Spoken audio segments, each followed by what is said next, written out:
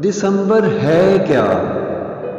सर्द हवाओं की खामोश शहनाइयों की गूंज, हिज्रो वसल की उलझती हुई सोगवार फिजाएं, सोचों और ख्यालों की सुलगती आहें, वीरानों और मायूसियों के कह के बढ़ते फासले, बदलते रिश्ते, आस उम्मीद और इंतजार की जुलसती सर्द अंगारी, खुद से अपनी शिकायतें और उसकी बातें, बेचैन बेकरार लंबी लंबी रातें, अपनों से दूर ठंडक से चूर सिग्नल ऑफ यादें,